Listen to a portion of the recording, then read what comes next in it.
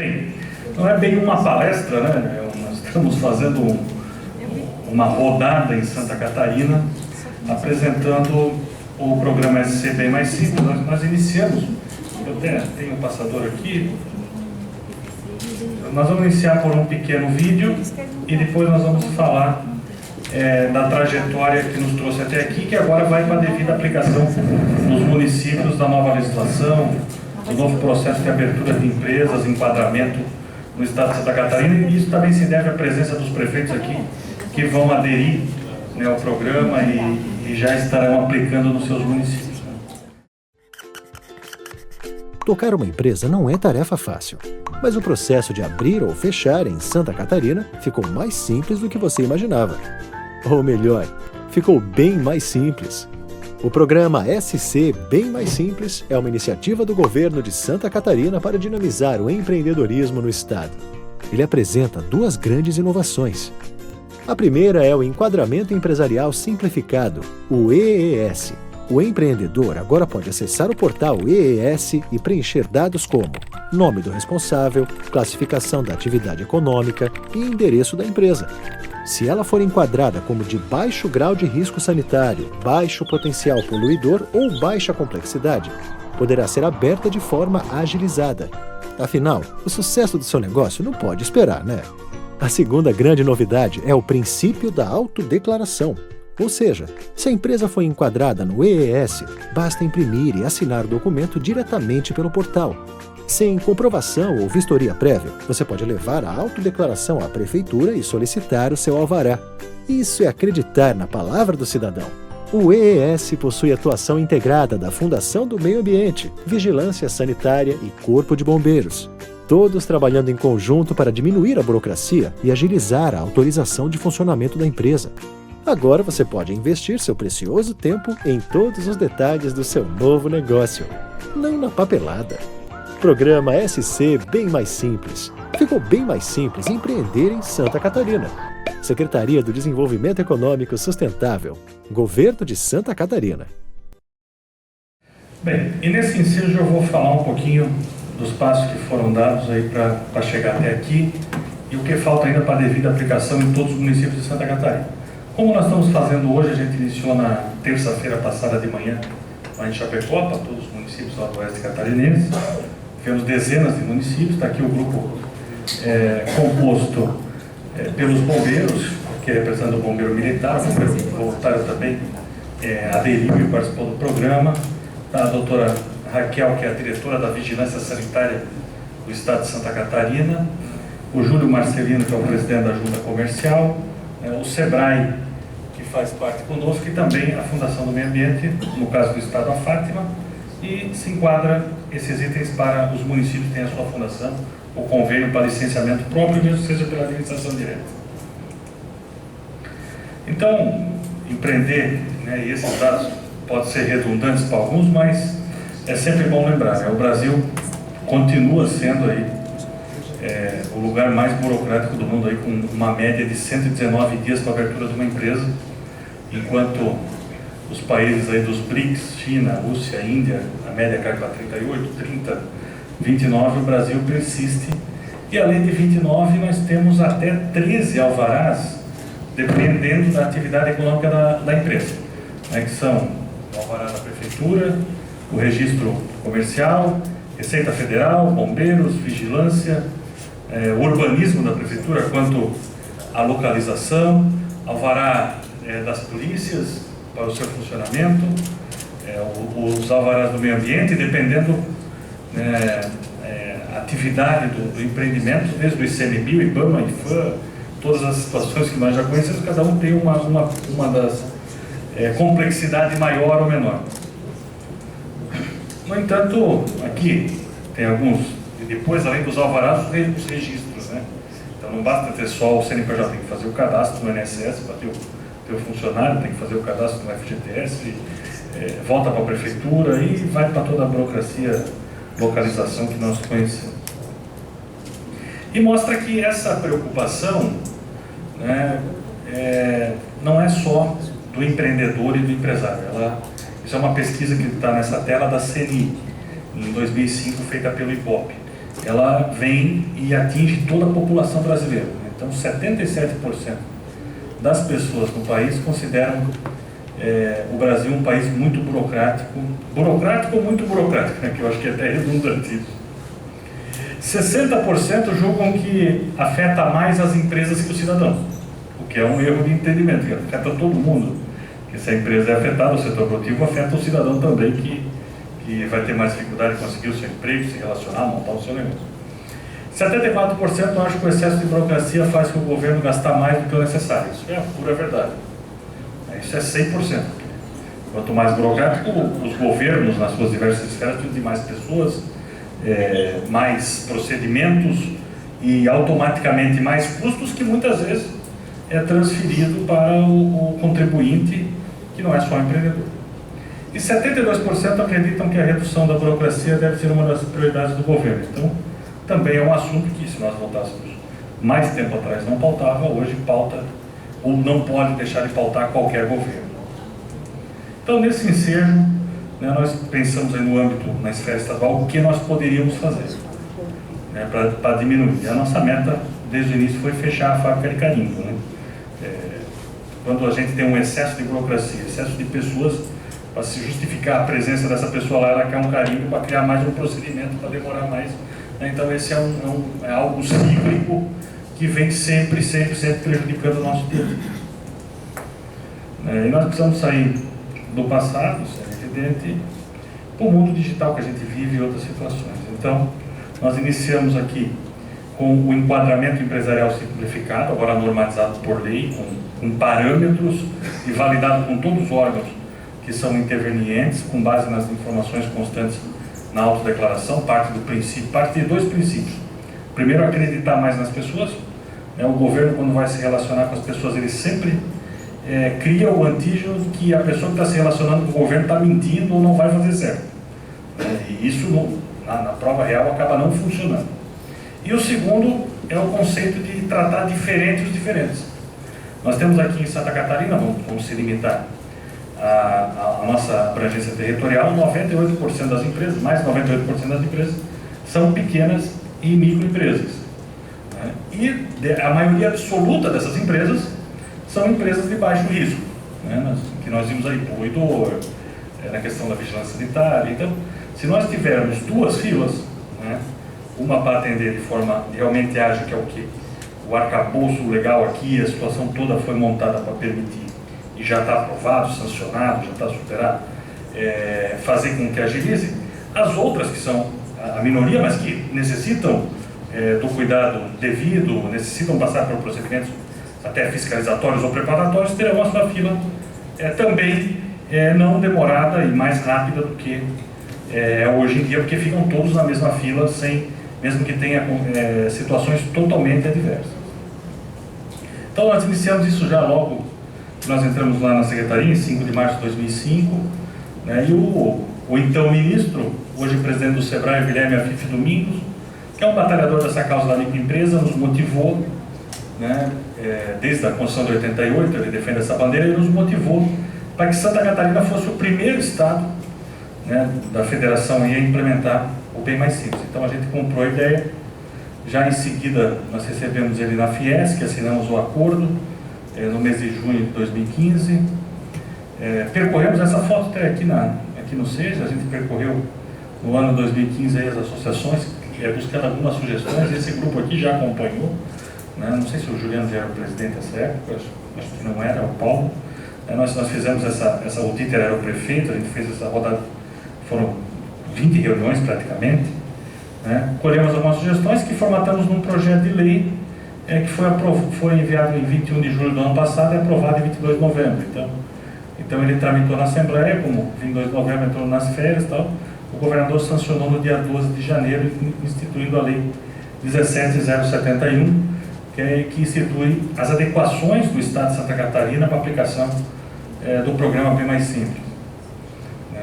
E foram esses meses de trabalho, estudos, que a gente conseguiu construir essa legislação. E uma grande conquista são duas, como fala no vídeo e como nós temos falado. Primeiro, a autodeclaração. Pela internet, o empreendedor vai inserir os seus dados qualificando o seu negócio. Então nós estamos desenvolvendo com o SEASC, que vamos oferecer para as prefeituras. Pode ser que a prefeitura tenha uma solução, cada uma tem uma solução de tecnologia diferente, pode ser que a dela mesmo tenha essa possibilidade, mas nós vamos oferecer essa interface também com os órgãos estaduais. O empreendedor vai preencher os dados, ou o seu contador, enfim, quando ele vai fazer o seu negócio. Se o KNAI dele, que é a natureza do negócio dele, for para a fila maior e mais usual, e a grande maioria dos empreendimentos se encaixa, que é os empreendimentos de baixo risco, e ele vai ter um enquadramento empresarial simplificado e também terá, por meio de autodeclaração, as suas licenças. Então, nessa realidade, nós imaginamos sair dos 119 dias e nós temos uma meta bem audaciosa de Santa Catarina para os 5 dias. E é totalmente possível para esse público, né, do enquadramento empresarial simplificado, que é a grande maioria das empresas, e maioria muito mais expressiva dos 98% das empresas catarinenses são pequenas e microempresas. Aqui em Jaraguá do Sul já há um movimento muito forte nesse sentido, né, mas depois o Márcio vai estar colocando, vai ser um dos primeiros municípios que vão estar de fato aplicando. Os outros prefeitos têm vindo aqui, tem 4 prefeitos, têm vindo até as reuniões, essa é a segunda, nós vamos fazer várias dessas, tem aderido, nós imaginamos que todos os municípios de Santa Catarina vão aderir, todo o aparato legal está montado, talvez necessite algumas adequações para a questão do Estado perante ao município, então o município talvez precisa uma adequação da sua lei municipal, que vai ter que enviar à Câmara, mas que aqui já foi feito, né? E nós estamos aí concluindo os testes nesse exato momento em Florianópolis e Jaraguá do Sul, que eu falei ser os primeiros municípios. O portal que está sendo feito no SEASC não terá custo para os municípios, né? Integrar esse portal com o sistema da junta comercial e das prefeituras. Hoje a junta já tem um sistema integrado com as prefeituras, né?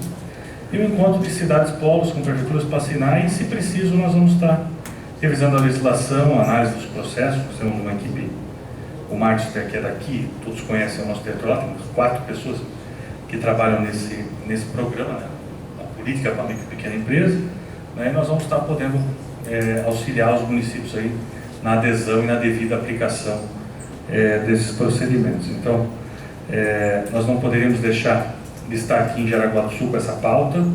Nós vamos ainda ouvir aqui na prática como isso vai funcionar, aqui da Raquel, que é da Vigilância Sanitária, do próprio bombeiro, com a representante do bombeiro, a Fátima, e o Márcio vai fazer uma contextualização mais técnica para nós fazer a adesão. E aqui ao final nós vamos pedir aos 4 prefeitos que estão presentes que a gente faça a adesão aqui.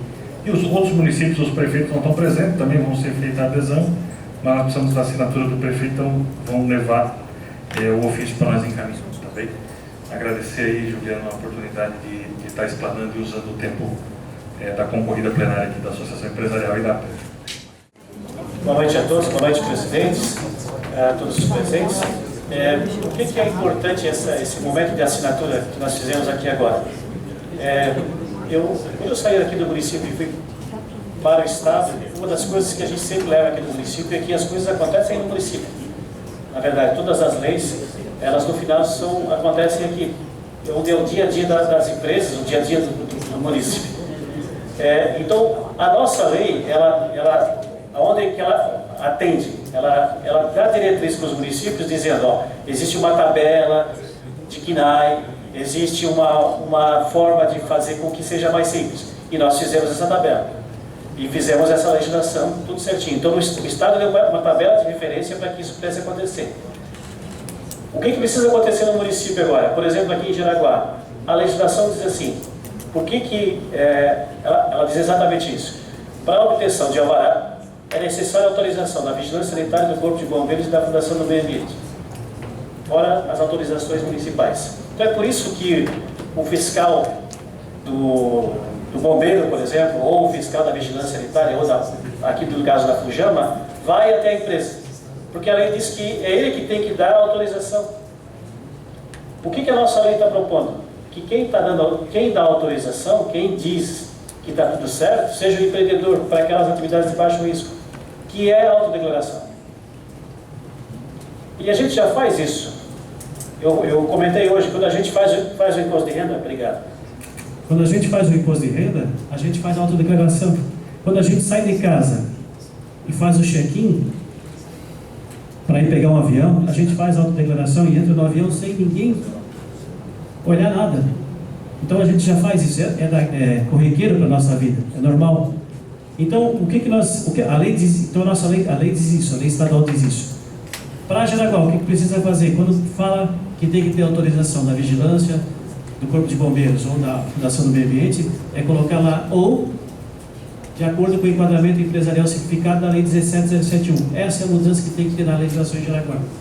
Existem legislações que não precisa. Por exemplo, tem uma cidade lá do oeste que ele só precisa colocar no decreto porque a legislação só fala que tem que ter de acordo com o decreto. Então, nós estamos estudando dentro da Secretaria essas legislações e a gente pede a partir de hoje, a gente vai fazer contato com as prefeituras para que a gente possa olhar em conjunto para dar celeridade a esse processo.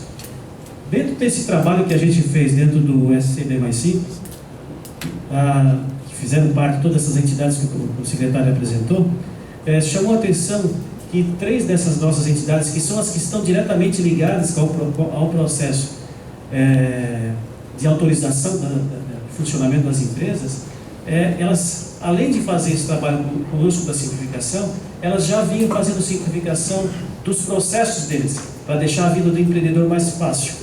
E aí nós criamos esse painel, que é um painel que mostra quais são as boas práticas que estão sendo feitas, para que a gente possa também conhecer essas boas práticas. Eu lembro que quando eles começaram a falar, eu disse, vocês fazem tudo isso mesmo, né? E a gente não sabe, né? A gente é empreendedor, não sabe que isso está acontecendo e que vocês têm empreendido dessa forma. E aí, dessa forma, a gente trouxe as boas práticas para cá, para que pudesse dar conhecimento aos empreendedores e também servir de motivação para os funcionários das prefeituras, para que eles possam também liderar esse processo dentro das suas prefeituras para alcançar a simplificação. Hoje eu coloquei, inclusive, na minha rede social, eu disse, quando a gente faz simplificação, a gente atrai investimento. Além de atrair investimento, a gente atrai junto o emprego, a renda, a riqueza para o município. Então isso é extremamente importante. E para que a gente possa continuar o painel, eu gostaria de passar a palavra para a Raquel Bittencourt, que vai fazer agora a sua apresentação a respeito de qual é a boa prática de simplificação e mais do que essa experiência de ter participado do nosso SCB Mais Simples. Obrigado, Raquel. Boa noite a todos. Vou pedir permissão para ficar em pé. Eu gosto de olhar o rosto das pessoas que a gente fala, porque quando o pessoal começa a dormir é sinal de parar. Mas eu vou trazer aqui para vocês essa participação da vigilância no GT Santa Catarina Bem Mais Simples, da diretoria, foi um grande aprendizado, né? Há muito tempo eu já venho sempre falando aos nossos técnicos que o objeto da vigilância sanitária, a empresa a ser licenciada, ela não está pairando no espaço de modo asséptico, e sim está inserida num território e ela interage com a sociedade e nós temos que olhar para isso, para o território, essa interação, o impacto que causa o licenciamento da vigilância, que tem por princípio garantir que produtos e serviços sejam consumidos com segurança, mas que também tem um impacto na economia e isso nós não podemos perder de vista. Nós partimos do princípio de que temos que olhar a realidade das empresas e do acesso a bens e serviços antes de aplicar a norma. Isso significa um novo olhar para a vigilância sanitária.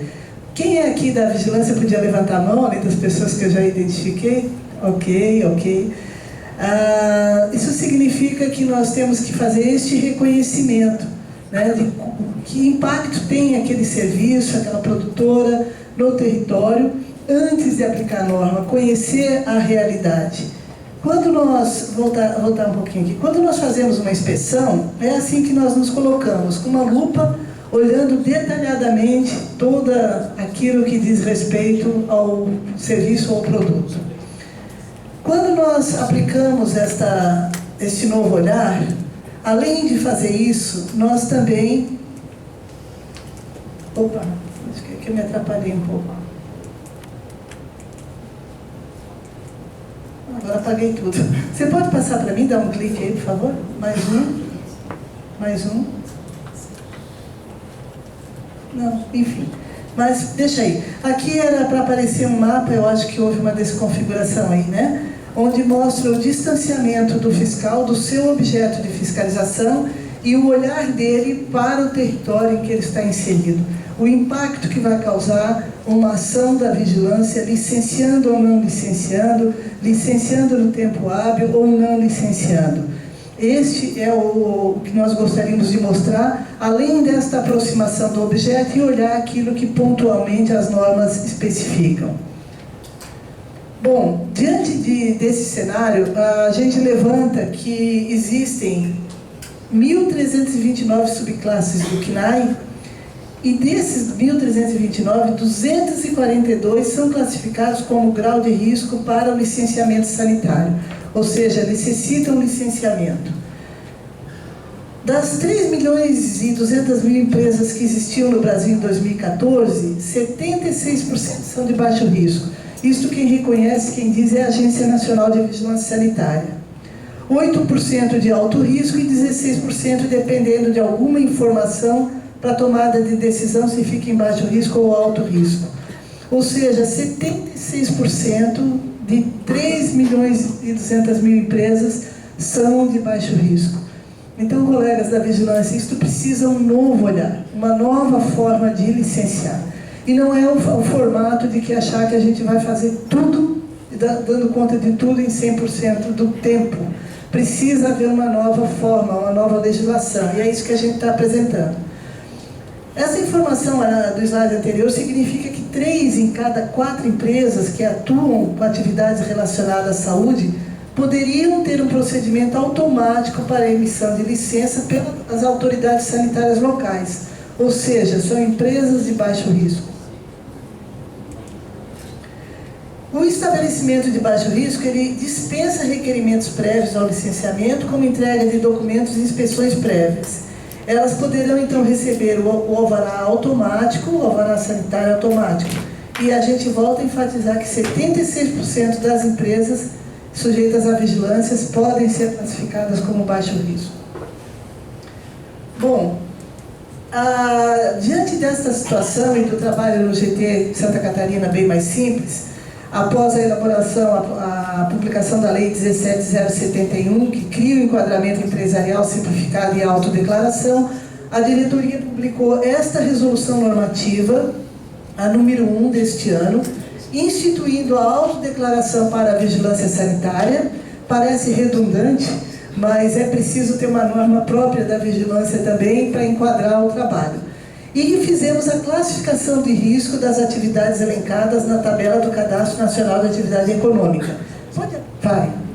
No portal será automático, o Márcio está me lembrando. Pode passar, eu quero entrar ali na classificação. Ok, aí tá bom. Aqui estão classificadas as atividades de risco sanitário de baixo risco, ok? E nós não classificamos a de alto risco, porque se estamos classificando a de baixo, as que não estão aqui automaticamente são alto risco. Significa que essas empresas não serão inspecionadas? Não. Elas não estão sujeitas às normas? Estão. Significa que elas poderão iniciar suas atividades sem inspeção prévias e poderão ser inspecionadas conforme a organização do trabalho da vigilância local, por amostragem, por monitoramento de indicadores, por coleta de produto no mercado, submeter a análise e ir naquelas que apresentam algum desvio de qualidade. Ou seja, nós vamos conferir agilidade a um elenco muito grande de atividades. Aqui fizemos a classificação e para ajudar a vigilância a entender melhor e poder aplicar a norma com segurança e principalmente aos senhores empreendedores a fazer a autodeclaração, sabendo exatamente o que está autodeclarando, nós estamos também trabalhando, fizemos já a abertura desses quinais no que a denominação dele, o que compreende, o que não compreende então não é baixo risco, e a legislação sanitária que se aplica. Então, digamos que alguém daqui queira empreender no comércio atacadista de cereais e leguminosas, aqui está descrito o que compreende e o decreto 31.455 de 87 é o que rege esta autodeclaração, ok? É a legislação que os senhores devem conhecer e assim por diante nós fizemos essa abertura dos quinais e a classificação, o enquadramento legal em todos os quinais de baixo risco. Aí agora eu vou passar para apresentar rapidamente 3 boas práticas, e eu queria aqui fazer uma observação que é muito frequente a diretoria ser procurada por diversos tipos de empreendedores que teriam a sua solução, a sua situação resolvida no município, mas acabam buscando um apoio na diretoria que a gente identifica algumas dificuldades, às vezes, de acesso à vigilância sanitária. E aí eu digo aos nossos colegas, nós também precisamos simplificar o acesso à vigilância.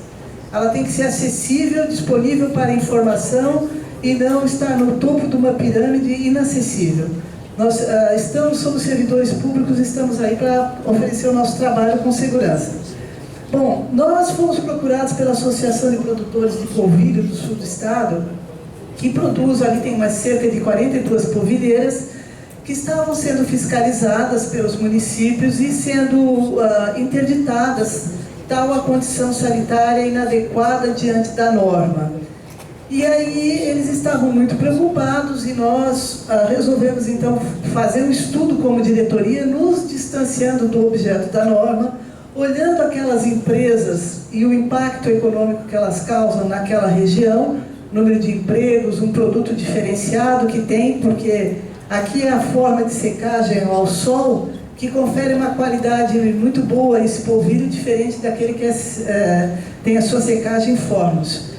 E esta forma de secagem também tem problemas, porque aparecem sujeiras, poeira, animais que passam aqui perto, e aí a gente tem um problema sanitário que precisava resolver. O mais prático e fácil para nós era aplicar a norma e fechar. Mas olhando aquele território, as 42 polvilheiras, o impacto, a tradição de produção, o pouco entendimento de alguns que estavam ali empreendendo, de que ali é uma empresa de alimentos, nós resolvemos fazer um trabalho educativo.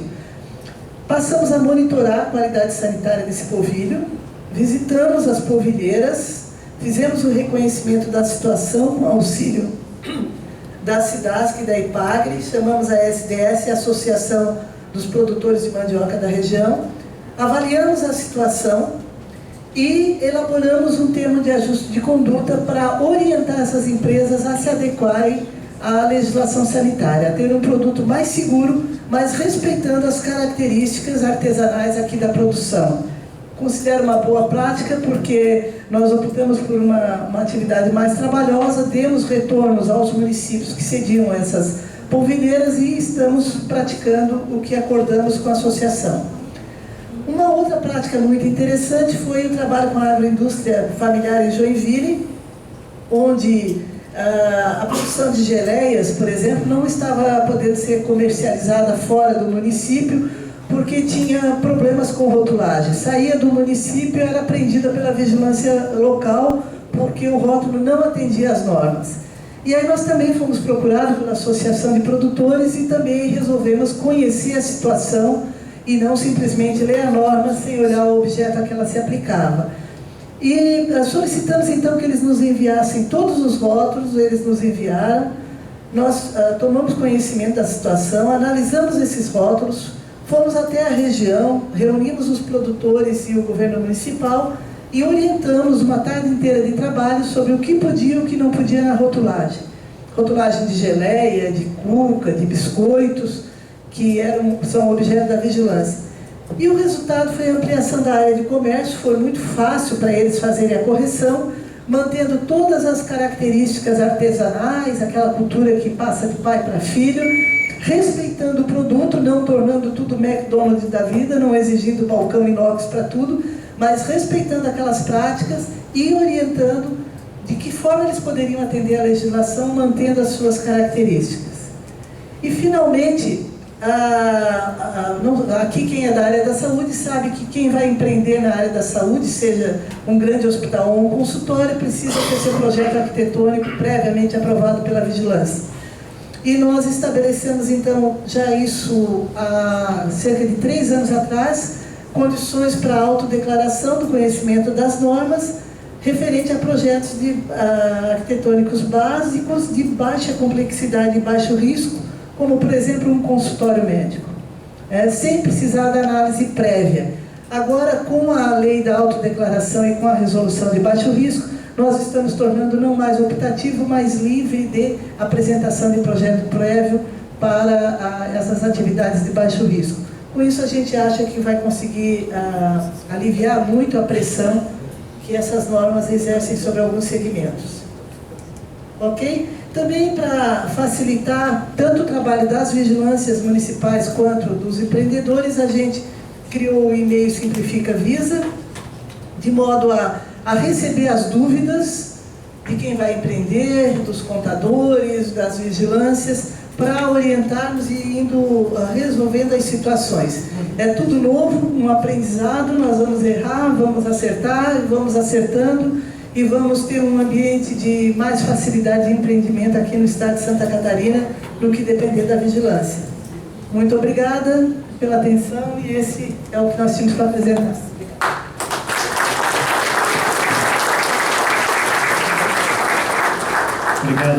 Obrigado, Raquel. Fica importante, eu comentei com o secretário agora, esse negócio de um projeto, parece simples, né? Se ele tem característica de escritório, ele é um escritório, então é baixo risco. Então essa foi a leitura, né? Ele tem característica de escritório, porque só vai lá em atendimento, então é baixo risco, pronto, né? Então se resolveu. Até chegar nesse momento, que demora o entendimento e tal. Por isso que a gente traz aqui, para que a gente possa também estabelecer esse entendimento em vários empreendimentos que a gente tem aqui nas nossas prefeituras. Passando imediatamente a palavra para a Tenente Jussiane Maia, que representa aqui o Tenente Coronel Vanderlei Vandelino Vidal, que é o nosso representante dentro do grupo de trabalho SCB Mais Simples, para que ela possa então fazer a apresentação das melhores práticas do Corpo de Bombeiros. Ok, Mário, vou pedir para você que deu um problema no computador lá, você pode conversar com você, Mário, por favor? Então nós vamos passar a palavra para o Mário Vicente, que é da Fátima, para que ele possa, vamos fazer uma versão de pauta, fazer então a apresentação dele. O Mário também, membro do grupo de trabalho do SCB Mais Simples. Obrigado, Mário. Obrigado. Bom, houve uma exposição no início desse encontro pelo secretário Chiodini, pelo Márcio, e tratamos da lei 17.071. Nós, na Fátima, nós tínhamos essa cultura e essa tradição, justamente porque nós tínhamos sempre essa relação muito forte com os empreendedores, né? E nós criamos dentro da Fátima alguns mecanismos para facilitar e para aperfeiçoar essa relação, de modo que ela seja mais dinâmica e ela otimize mais o tempo do empreendedor. Mas, quando nós tínhamos esses instrumentos, secretário, nós não tínhamos um suporte jurídico, um fundamento legal para podermos dar ensejo ou ampliarmos as nossas ações dentro da Fátima. Então, nós fizemos tudo isso, inclusive, sob o risco de nós sofrermos intervenções dos órgãos de controle. Por quê? Porque não havia, dentro do princípio da legalidade, que é o princípio da nossa Constituição e da administração pública, uma lei que desse e que criasse esse paradigma.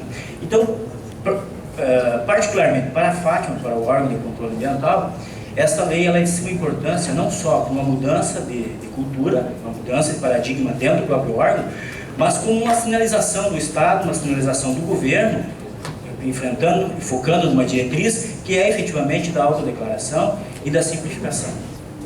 Dentro da Fátima a gente usa uma expressão racionalização do processo, que nada mais é do que efetivamente racionalizar o processo.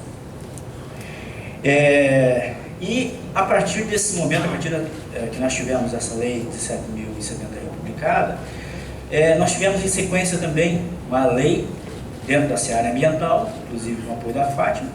Eu não me recordo, lamentavelmente, o número da lei agora, mas é uma lei que cria um procedimento de autodeclaração para as empresas que possuem a ISO 14001. A autodeclaração automática apenas com o pagamento da taxa em razão do licenciamento. Tá? A questão que eu acho importante focar para os senhores nesse momento é qual é a perspectiva que o órgão ambiental tem frente a essa nova legislação. E qual é a perspectiva que o órgão ambiental pode oferecer aos empreendedores. Então, a primeira pergunta que se faz, justamente para aquelas empresas de alta responsabilidade social, é o risco que efetivamente a simplificação e a racionalização podem trazer.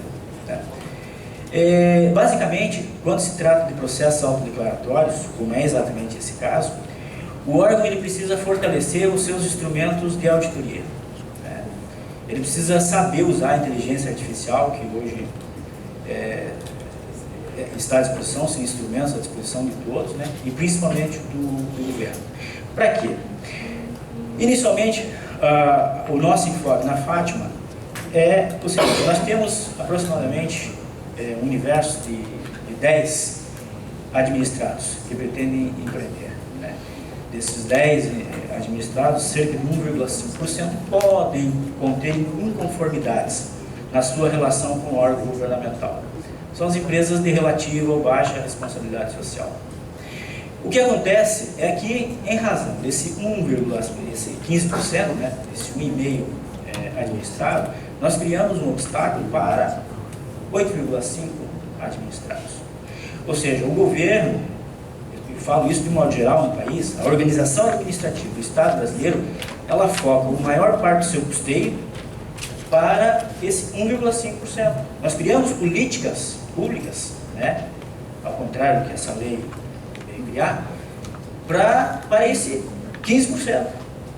E o 8,5% administrados, 85% dos administrados, eles se submetem a essa legislação que os impede de produzir. Essa legislação, então, ela é importante sob 2 aspectos. O primeiro deles, ela simplifica essa relação e ela permite que o Estado tenha um controle maior e mais efetivo de todos os administrados, seja aquele de baixa responsabilidade social ou quanto de alta. Por quê? Porque ele cria esse mecanismo da autodeclaração e permite que todos, inclusive aqueles 8,5%, aqueles 85% que estavam fora do sistema, entrem dentro do sistema também. E, evidentemente, com as informações adequadas, trocas de informações e a cooperação técnica, é possível você criar uma correlação de informações e fiscalizar dentro do sistema com informações oferecidas pelo próprio administrado, né? E aí, a partir desses diagnósticos, conduzir uma política de Estado, seja econômica, enfim. Dentro da Fátima, se puder passar o próximo slide. Dentro da Fátima nós tínhamos basicamente dois instrumentos de autodeclaração, que é o cadastro ambiental e a certidão de conformidade ambiental. Nesses dois instrumentos, o empresário, obviamente, permeado sempre na correlação de confiança, ele declarava e autodeclarava a sua atividade e a sua perspectiva da atividade. Tá? Evidentemente que não era simplesmente a anotação de um registro. Com esses dados informados, nós pudemos criar uma série de instrumentos e pudemos passar, a partir das informações do próprio administrado, a fazer uma fiscalização, uma auditoria. Tá? A grande diferença entre esse modelo, que é permeado por essa lei, que é suportado por essa lei e admitido na Fátima, e o modelo atual, que é o modelo do Estado brasileiro, é que o modelo do Estado brasileiro usa um processo analítico, ele analisa cada passo. Ou seja, o Estado ele intervém desde o momento que você protocola o processo até o momento que você retira a sua autorização ambiental. Isso significa, num caso muito simples, uma análise muito simples que a auditoria fez, o Estado ele intervém num processo simples, que é um EIS, por exemplo. É um dos processos mais simples dentro do órgão ambiental. Ele intervém aproximadamente 95% das etapas do processo. Ou seja, o Estado, assim, uma palavra mais grosseira, né, ele atrapalha 95% das vezes do processo. E isso tem um custo. Por quê? Porque existe a possibilidade, principalmente dos prefeitos que estão aqui, né, os gestores públicos, existe a possibilidade de 95% do servidor cometer erros, né? E existe 95% também do gestor ser responsabilizado solidariamente por qualquer desvio ou qualquer deficiência no processo que ocorra. Tá? Esse é um problema sério, porque todo esse 95% ele ocorre dentro do sistema, ele ocorre dentro do Estado. Isso é uma despesa de custeio, né? Seja aquele servidor que vai tramitar o processo, ou seja também os inúmeros softwares e banco de dados, enfim, toda a estrutura que a gente precisa para manter esse processo dentro do ICI. E o pior de tudo isso, a gente não sabe se esse processo ele vai ser eficiente para o Estado e para o próprio empreendedor. A partir do momento que nós retiramos esse processo do Estado E entregamos ao empreendedor, que é exatamente isso que significa a autodeclaração, o empreendedor que conhece a sua atividade, que efetivamente tem os colaboradores que podem lhe dar uma consultoria, uma assessoria adequada, inclusive para fazer com que o Estado conheça essa atividade, né?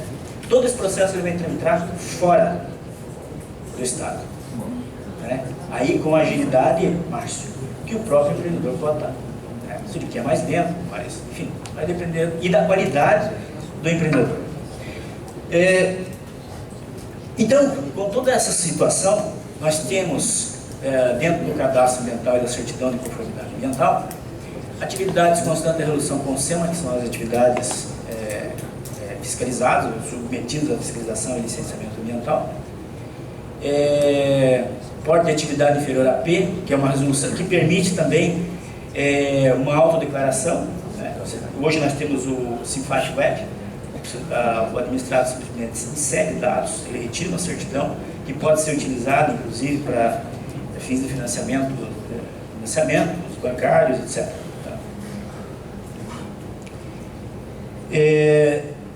E a perspectiva que a gente tem também, agora com essa nova legislação, é de aumentar o número de processos. Se nós hoje temos assim, atividades não constantes, né, ou seja, aquelas atividades isentas de licenciamento ambiental, e as atividades que, embora possam ser licenciadas, mas aquelas abaixo do porte P, ou seja, um porte pequeno de poluição, nós temos também agora uma lista que vai ser mais ampliada e que também pode dar aso à autodeclaração. Eu gostaria de concluir com a seguinte perspectiva que a gente tem no órgão. Hoje nós trabalhamos conforme essa lei, com base nessa lei 17.071, nos dois grandes e principais marcos regulatórios do órgão de licenciamento ambiental, que é o licenciamento ambiental e o processo infracional ambiental também. Nós temos uma experiência que a gente começou também por conta dessa legislação, aqui em Jaraguá do Sul, na CODAN, aqui, a Coordenação Regional. Coincidentemente, foi a primeira coordenação que acertou esse desafio, Márcio. E nós estamos revendo todo o procedimento da coordenação regional aqui, da Fátima, aqui de Jaraguá do Sul. A nossa perspectiva inicial é de que todos os processos, pelo menos internos, elas tenham esse enfoque, ou seja, sejam voltados para o administrado, para facilitar a vida do administrado, para economizar tempo e principalmente para facilitar a vida do servidor também, no sentido de que ele não interfira tanto nesse processo. Nós temos dentro do processo, desses processos ambientais, como eu mesmo disse, os processos analíticos, que é uma tradição brasileira, e o processo homologatório. O Márcio acabou de referir isso, um exemplo, a declaração de imposto de renda. A declaração de imposto de renda no meu ponto de vista, como servidor público, um grande exemplo. É o melhor exemplo que nós temos de processo administrativo. Por quê? Porque na declaração de imposto de renda, você faz a sua declaração, você declara os seus rendimentos, assim como pode ser feito também no licenciamento ambiental, e você fica submetido durante 5 anos a uma fiscalização, a uma auditoria, né? Evidentemente que isso tem algumas consequências e na legislação ambiental nós temos que adaptar isso. Por quê? Porque existe uma singularidade. A legislação, ela tem que permitir esse cruzamento de informações, tem que permitir essa auditoria e tem que ser severa, muito severa, com as empresas de baixa responsabilidade social. Porque o problema da empresa de baixa responsabilidade social não é só o fato, e unicamente o fato, de que ela pode causar, no caso ambiental, danos à saúde das pessoas, ou até mesmo, muitas vezes, a sonegação de impostos. O grande problema da empresa de baixa responsabilidade social é a concorrência ilegal, concorrência ilegal e imoral e ilegítima que ela faz com as empresas de alta responsabilidade social. Porque, evidentemente, se você opta por não obedecer a legislação, se você opta por ter uma responsabilidade baixa, evidentemente que o teu custo operacional e muitas vezes estrutural é menor. Então você exerce uma concorrência desleal com as empresas que têm essa cuidado, que têm essa preocupação. E obviamente que a legislação, secretário Pedro, se me permite, nós temos que efetivamente endurecer com essas empresas que efetivamente mentem para o Estado, mentem para a sociedade. Porque o grande problema não é apenas o imposto que é sonegado, ou o grande dano que ele pode causar à sociedade. O problema é a cultura que isso traz em torno de si. Porque à medida em que, evidentemente, existem essas ações de baixa responsabilidade social, outras pessoas, né, se sentem atraídas por esse tipo de cultura. Porque o Estado não opera, ele não ocupa o seu espaço, e evidentemente isso é um prejuízo de toda uma sociedade. Se quiser concluir, então, os próximos pontos que nós temos dentro da Fátima, então, mais um, por favor. Nós temos esses 6 pontos que nós precisamos agora aperfeiçoar, que já existem na Fátima, que é a autocorretiva, que é uma oportunidade para aquelas empresas de baixa responsabilidade social se adequarem à legislação ambiental, né? Continuarem operando sem haver nenhum tipo de embargo, né? Porque o ponto de vista do órgão ambiental é que a empresa tem uma função social, ela exerce uma função social, e isso não é só para a empresa, é para toda a sociedade. Então ela permite com a lei corretiva adequar-se à legislação ambiental, vistorias únicas de LAP e LAI, né, em alguns procedimentos, já existem isso dentro da Fátima, dentro da legislação, e nós estamos procurando agora, com a nova resolução, ampliar essas atividades que permitem a substituição das 2 licenças. Tá? Nós temos o exemplo das torres de celulares, né, que dispensa vistoria, obviamente, né, e a licença de operação e procedimento simplificado nos conjuntos habitacionais de baixa renda.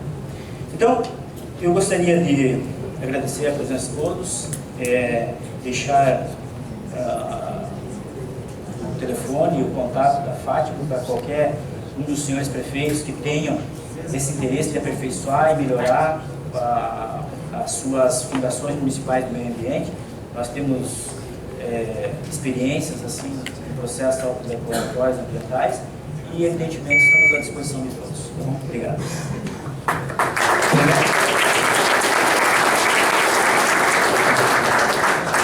Obrigado, Mário. O que fica latente mais uma vez é que o Estado tem que fazer aquilo que precisa ser feito, o que for de baixo risco, o que deixa a gente empreender, que é muito melhor. Está muito claro aqui. Teve um grande exemplo que nós tivemos ainda recente, que foi o caso da Boate Kiss, que depois que foi verificado as atividades de baixo risco, viram que era uma pilha assim de lugares que eles deviam ir, processos que eles deviam fazer, e quando eles olharam as de baixo risco, eles ficaram em menos de 100. Então, se tivesse ido naqueles menos de 100, talvez tinham verificado o problema com mais cuidado. E esse é o que é o nosso papel. E agora, passando a palavra para a Tenente Josiane Mai, para que ela possa fazer a sua apresentação. Obrigado, Tenente. Oi, boa noite a todos. Eu vim apresentar o que o Corpo de Bombeiro Militar vem fazendo para a gente agilizar esse processo, para a gente ajudar o empreendedor, pois o nosso objetivo não é atrapalhar, nós queremos ajudar que concretize o objetivo da nova empresa, porém com as normas mínimas de segurança. Meu nome é Primeiro Tenente Josiane da Cruz Mai, apresentando. Organização de aprendizagem, ou seja, um ambiente onde as pessoas expandem continuamente a sua capacidade de criar. Nós estamos constantemente em movimento, constantemente buscando nos atualizar e para ajudar o cidadão, o empreendedor, nesse caso. Aqui um demonstrativo de 2015. O que o Corpo de Bombeiro Militar fez em Santa Catarina, por Santa Catarina? Nós fizemos, a nossa base é a segurança contra incêndio, pois queremos prevenir, queremos agir antes, nós não queremos ver ninguém prejudicado pela perda do seu patrimônio, do seu investimento. 70% dos nossos serviços trabalha-se na prevenção. Aí as pessoas pensam, os empreendedores, não, o bombeiro está aqui, o bombeiro ele quer prejudicar o meu trabalho. Não, nós queremos fazer as coisas acontecerem, mas com segurança. Aqui a gente dá um exemplo, desde a Lei 3.000, 16 mil. A lei do poder de polícia, agora fugiu o número. O que a gente executou? As pessoas pensavam, o bombeiro vai chegar e vai multar, o bombeiro vai interditar, o bombeiro vai atrapalhar o meu negócio. Não, nós queremos ajudar. Essa vai ser a situação extrema. Exemplo, advertência, multa, interdição, embargo de obra corresponde a 0,41% da nossa atividade, do exercício do poder de polícia. Então, nosso objetivo é regularizar. E não basta nós termos uma lei que não possa ser cumprida. Nós temos uma lei que permite, existe o plano de regularização da edificação, que concede prazos, que permite. Então, a nossa lei, ela buscou o quê? Proporcionar ao empreendedor, não simplesmente estar correto, mas nos casos que não está correto, propiciar ele prazo para regularizar. Isso sempre com um mínimo de segurança. Um exemplo, a Divisão de Perícias de Incêndio e Explosão do Bombeiro Militar contabilizou no ano de 2006 o montante salvo nas edificações periciadas, tendo o Corpo de Bombeiro Militar salvo o valor aproximado de 300 milhões no patrimônio do catarinense. A divisão, ela vem constantemente trabalhando para fazer o serviço pós o sinistro. Saber o que aconteceu? Os sistemas preventivos falharam? Foram utilizados? Não foram utilizados? Qual foi a perda do patrimônio e o que nós conseguimos salvar? Tem algum sistema que não foi adequado para aquela situação? Podemos evoluir nessa situação? Existem novas tecnologias? Então, a divisão, ela vem para estruturar, para proporcionar que nós consigamos alcançar novos objetivos e acompanhar toda a tecnologia. Temos exemplos. É isso que a gente quer prevenir, a gente não quer ver isso. O nosso objetivo é, se não precisar da gente, se trabalhamos na prevenção, é melhor. O patrimônio do cidadão está seguro. Temos o incêndio de São Francisco do Sul. E a perda, a gente não quer ver isso, a gente tenta antes não ocasionar isso. Então o que a gente faz? Visita as indústrias beneficiadas de madeira, para saber qual é a situação. Às vezes a gente vai solicitar alguma coisa que não é necessário. Exemplo, essa situação, vamos pedir para-raio, é um ambiente aberto, o poder de queima não é tão elevado, causa algum risco para as pessoas, o ambiente é totalmente aberto. O que nós vamos exigir nessa situação?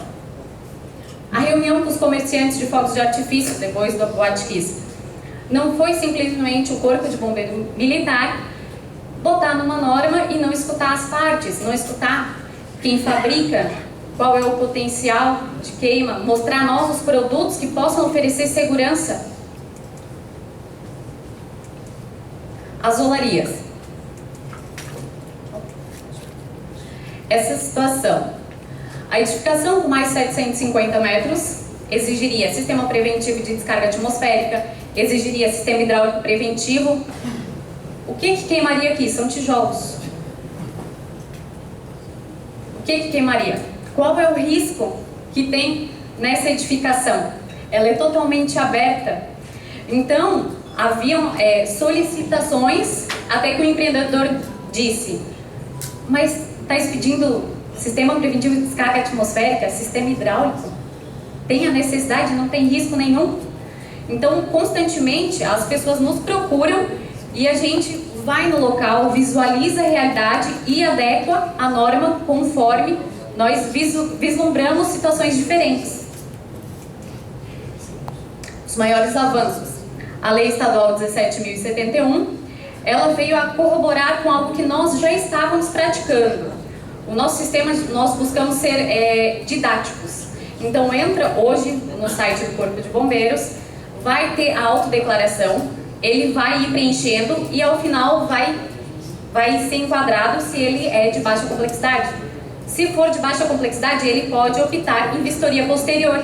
Nesse momento, ele já terá o atestado de funcionamento, quando se enquadra na edificação de baixa complexidade, que está enquadrada nas nossas instruções normativas.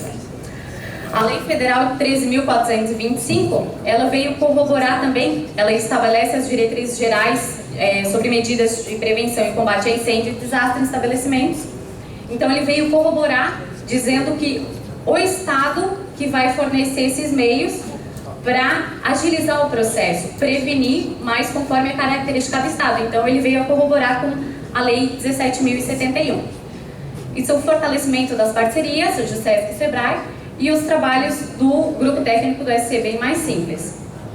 Onde precisa, né, avançar regulamentação da lei, alteração das taxas estaduais, possibilitar antecipadamente a cobrança dos valores dos atestados, porque além de ser mais simples, de ter imediatamente, nós não queremos atrapalhar, então ele pode ter imediato, nós não queremos fazer o cidadão, o empresário, aguardar a nossa ida até o local, que ele tenha imediatamente já o atestado e em momento, de forma aleatória, iremos lá e vistoriar.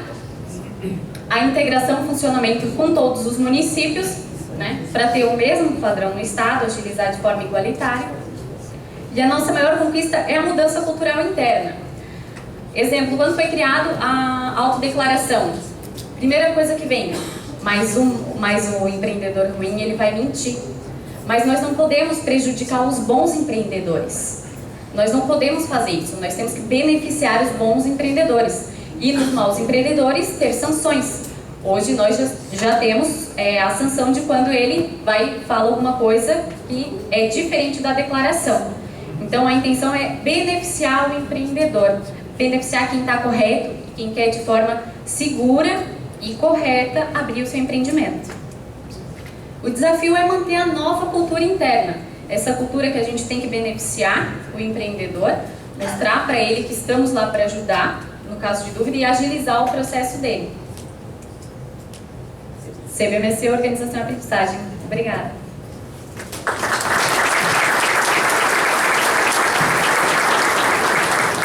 Obrigado, primeira tenente Jussiane. Lembrando que todas as características locais serão obedecidas e tal, né? Então, vou usar esse exemplo que a primeira tenente colocou ali das olarias. Esse pensamento simples, que é um pensamento simples, né? Ou seja, se ali não tem poder, não vai queimar nada, por que eu vou pegar e fazer a norma literal como ela está lá? Então eu vou adaptar e ter um pensamento simples. Então isso é o que a gente começou a trabalhar e o que o grupo de trabalho tem feito, tem empreendido nesse detalhe. Então é importante que a gente, enquanto municípios, a gente também faça dessa forma, para que a gente possa fazer essa transição junto com os municípios. A gente sempre conta muito com o apoio do Sebrae, e eu passo agora a palavra rapidamente para o Jaime, para que ele possa falar desse programa que a gente tem de Cidade Empreendedora. Obrigado, Jaime. Muito boa noite a todos. O Sebrae, além de atuar junto ao candidato empresário, aos empresários, com diversos programas, principalmente na área de capacitação, nós temos também uma atuação muito forte junto aos municípios, ao poder público, tanto em políticas públicas, no desenvolvimento de políticas públicas buscando a desburocratização, como também no desenvolvimento de projetos que venham ao encontro dessa necessidade do empreendedorismo. Esse projeto de Cidade Empreendedora, ele tem um objetivo de estimular o desenvolvimento do empreendedorismo nos municípios e levar ao desenvolvimento do empreendedorismo no município com diversas ações que eu vou, de forma bastante objetiva, apresentar.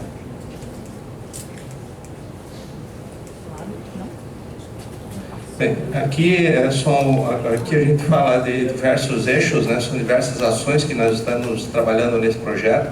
Eles foram apresentados a todos os municípios de Santa Catarina, tratando dos atores de desenvolvimento desse projeto todo, a desburocratização, sala do empreendedor, compras governamentais, programa de jovens empreendedores nos municípios, Crescendo Empreendendo, que também é um programa de empreendedorismo para os jovens, município em números, com o levantamento que a gente realiza, o levantamento de oportunidades, planejamento estratégico, gestão estratégica orientada para resultados, e o plano de desenvolvimento econômico municipal e o programa líder. Eu vou falar rapidamente em alguns deles aí. Já está funcionando? Ok. Processo de burocratização, não vou aqui me estender, o Rede Simples já foi muito bem apresentado, é um dos grandes projetos aí que o governo do estado vem trabalhando, vem ao encontro, esse trabalho que o Sebrae faz vem ao encontro desse processo todo, não só fazer a implantação do Rede Simples, que já está acontecendo, mas tem outros processos de desburocratização que precisam ser realizados também. Então o SEBRAE faz todo um trabalho de consultoria e apoio dentro do Poder Público Municipal para agilizar esse processo de desburocratizar essas etapas necessárias. Aqui tem um exemplo de um trabalho realizado de 2014 a 2016 em Porto Alegre, que é um grande município, onde se reduziu em 66% o tempo de abertura de empresa. Então, o baixo grau de risco, sim, é um dos itens que tem que ser trabalhado, mas tem muitos outros processos que também precisam ser aperfeiçoados, que podem fazer com que o município venha trazer mais arrecadação, diminuir custos, e todo o município e as pequenas empresas ganham com esse processo também. Sala do empreendedor também está previsto dentro da Lei Geral da Micro e Pequena Empresa. O SEBRAE vem auxiliando também na implantação dessas salas, que passam a ser um grande canal de comunicação do munícipe, dos empresários, do candidato a empresário, da prefeitura, tendo um ambiente onde fique favorável o processo de abertura de empresa e do empreendedorismo. Então a gente auxilia com toda a parte de estruturação dessa sala, acompanhamento, consultoria, faz os workshops para preparar também essas equipes que vão trabalhar nessas salas de empreendedores, enfim. Compras governamentais também é um processo que está previsto dentro da Lei Geral da Micro e Pequena Empresa. Aqui a gente faz uma consultoria diretamente, principalmente nas secretarias de administração dos municípios, realizando o plano anual de compras, ajudando eles a elaborar plano anual de compras para que passe cada vez mais também a comprar das micro e pequenas empresas, mas principalmente das micro e pequenas do município, para que com isso possa gerar mais dinamismo econômico, né? Então aqui a gente faz de um lado a capacitação das equipes internas, mas de um outro lado também a gente faz a capacitação também dos empresários. Muitas vezes eles não estão aptos a participar do edital de compras do município, porque não tem as negativas, não tem toda a documentação necessária. Então aqui nós também fazemos toda uma preparação por outro lado para que eles possam vir a participar. A ideia aqui é que realmente a gente faça um dinamismo econômico no município. Aqui tem um exemplo de Timbó, que é aqui perto, né, onde foi de 2014 para 2015, houve um aumento de 220% nas compras realizadas de micro e pequena empresa. Isso aqui são mais de 9 milhões em compras em pequenos negócios no próprio município. Então isso faz com que a gente tenha um dinamismo econômico, né? Então isso é uma mudança de cultura que a gente pode estar auxiliando na implantação. O programa Jovens Empreendedores já é um sucesso, já temos mais de 45 mil alunos formados. O SEBRAE ele vem, pega os próprios professores da rede de ensino já municipal. Nós capacitamos esses professores a utilizarem a metodologia. Então, do primeiro ao 9º ano, em cada ano, existe um tema específico. Esses alunos recebem uma apostila que trata de empreendedorismo na linguagem daquele ano específico. E eles, então, começam a cada ano ter noções de empreendedorismo até chegar lá no 9º ano, onde eles já vão estar tratando de novas ideias, grandes negócios e trabalhando isso. Então, o SEBRAE capacita o professor. Essa metodologia é aplicada durante o ano inteiro dentro da multidisciplinariedade que já existe, então é fácil a implantação. O município não precisa contratar nenhum professor, utiliza a rede já existente. E com isso começam-se a formar alunos com posturas empreendedoras. O Crescendo Empreendendo também é na linha do empreendedorismo para jovens, só que aqui já tem um viés mais social. São só um programa com 3 encontros, que também recebe o material, é todo preparado, e é principalmente para locais com área de risco, com um baixo nível econômico, enfim, onde pode se fazer um trabalho bem forte com secretarias de assistência sociais, principalmente. Município em Números é todo um trabalho que a gente já fez, inclusive em parceria com o Governo do Estado em 2013, onde nós fizemos toda Santa Catarina em Números, fizemos todos os municípios do Estado de Santa Catarina em Números, levantando todos os dados educacionais, de infraestrutura, economia, trabalho e renda, geográfica, demográfica, socioeconômica, ambiental. A ideia é estar fazendo para o município a atualização desses dados que são secundários ou oficiais para 2017, para que os municípios também tenham esses números atualizados. Levantamento de oportunidades, aqui é um trabalho bastante interessante que realizamos também por volta de 2013 com a vinda da BMW em Araquari, São Francisco do Sul, Garuva e Itapuá. Fizemos esse levantamento de oportunidades, os impactos que grandes investimentos fariam naquela região e quais as necessidades que esses municípios teriam, quais os vazios econômicos que esses municípios teriam.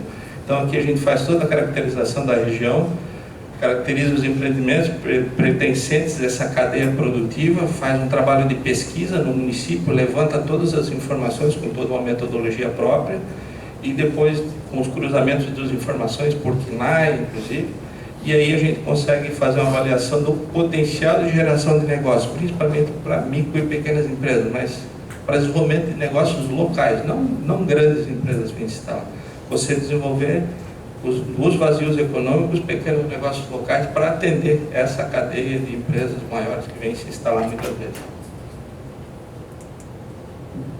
Planejamento estratégico para a gestão municipal, aqui todo um trabalho também de consultoria técnica para o prefeito, para a prefeitura, para o seu secretariado, fazendo todo um planejamento estratégico por atividades econômicas e estratégicas que o município vai realizar na sua gestão. E por setores estratégicos de suporte, a gente vai então organizando esse planejamento todo para que possa atuar nas diversas áreas econômicas que o município tem. Gestão estratégica orientada por resultados. Todo esse trabalho que a gente vai fazendo vai gerando uma série de projetos que acabam sendo conduzidos pela gestão pública e há também uma necessidade de como acompanhar todos esses projetos, principalmente em municípios que já têm todos os outros aí que são realizados. Nós temos essa ferramenta que o SEBRAE criou para uso próprio há mais de 15 anos, que é a gestão estratégica orientada para resultados, que na verdade é um software de monitoramento e acompanhamento de projetos, onde que, por exemplo, a Prefeitura de Joinville já usa desde a primeira gestão do UDA essa ferramenta e ele consegue acompanhar todos os projetos da Prefeitura no seu smartphone, no iPad ou no computador, ele consegue acompanhar os principais projetos e como está a sua execução física, financeira e os responsáveis, quais são os marcos críticos, quando tem que iniciar o projeto, quando termina. É um software de monitoramento de projeto que o SEBRAE disponibiliza para as empresas, para os municípios que aderirem a esse nosso projeto. E, por último, não menos importante, o Plano de Desenvolvimento Econômico. Isso é um grande projeto, o SEBRAE já faz isso há mais de 30 anos, que é fazer todo o levantamento, um diagnóstico econômico do município, levantando, priorizando todos os setores e eixos econômicos importantes que o município tem. E com isso cria planos estratégicos por eixos para que possa então estar fazendo o desenvolvimento desse plano de desenvolvimento econômico durante a curto, médio e longo prazo também. Então aqui com esse diagnóstico você tem o município em números, levantamento de oportunidade, análise do setor produtivo. Então com isso você, mais a pesquisa por eixo, que envolve toda a comunidade, é um trabalho participativo, você consegue ter no final o plano de desenvolvimento econômico. Então, de forma rápida e objetiva, eu tentei fazer uma pincelada do que é o projeto Cidade Empreendedora. Na verdade, ele vai muito ao encontro do desenvolvimento do empreendedorismo e dessas ações que o processo de burocratização também vem oferecer. Se alguém tiver dúvida, estou à disposição depois. Obrigado.